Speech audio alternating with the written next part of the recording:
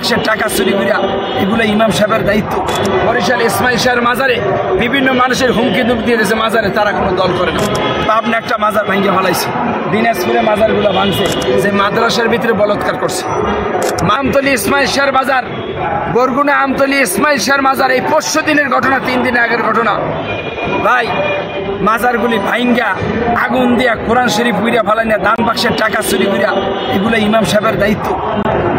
আপনার পাবনা একটা মাজার ভাঙ্গে ফেলাইছে, দিনাজপুরে মাজারগুলো ভাঙছে, নোয়াখালী শহরে মাজার ভাঙছে। আপনার বরিশাল আমতলী ইসমাইল শাহের মাজারে হামলা বানাইছে ভাই। এগুলা যে হামলা চালাইছে ভাই পাকিস্তানেরা যে যুদ্ধের ভিতরে হামলাগুলো করছে, এর চাইতে ভয়ঙ্কর হামলা করছে এই মাজারগুলোর উপরে। আপনারা দেখেন এতগুলো মাজার ভাঙছে। শাহজালাল পাগলে হত্যা করছে, ব্রাহ্মণবাড়িয়া পাগলগুলোর হত্যা করছে। বরিশাল ইসমাইল শাহের মাজারে বিভিন্ন মানুষের হুমকি দুমকি দিয়ে দিয়েছে মাজারে, তারা কোনো দল করে না। তখন ভাই এই যে আপনারা সাংবাদিক ভাইরা দেখতেছেন যে মাদ্রাসার ভিতরে বলৎকার করছে, আমরা বলৎকারদের কোনো সময় মারতে গেছি? আপনার বোলা সরফেশন মিয়া তারাবি নামাজের পরে মসজিদে নিয়ে পোলাপানের ভাষা মারছে না, আমরা কিছু বলছি?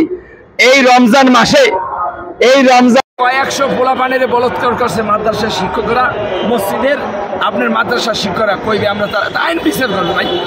মাজারে যদি কোনো উল্টাপাল্টা কাজ চলে, মাজারে যদি ইসলাম কাজ করে, সেটা আপনার আইন ব্যবস্থা নেবে, আইনের লোক আছে ভাই। মাজার ভাইঙ্গা কোনোদিন ইসলাম কায়েম করা যাবে না, ইসলাম প্রতিষ্ঠা করা যাবে না।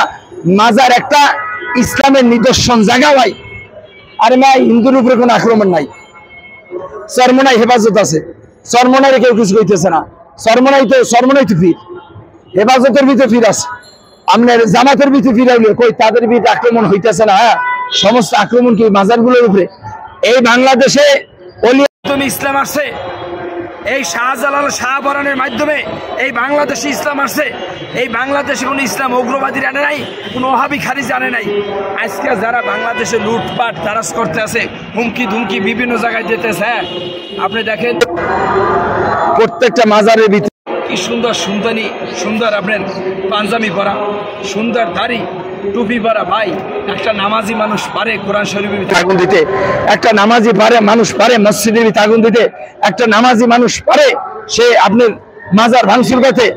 আমরা শুনেছি নাকি পাঞ্জেখানা নামাজ খারাপ থেকে বিরত রাখে। এই রমজান মাসে কি আমাদের বাংলাদেশের শয়তানগুলো বন্দী হয় নাই? হ্যাঁ, এই মাজার যারা ভাঙছে তারা কাফের, তারা মুনাফিক, তারা পিতাত্তার সন্তান যারা মাজার ভাঙছে।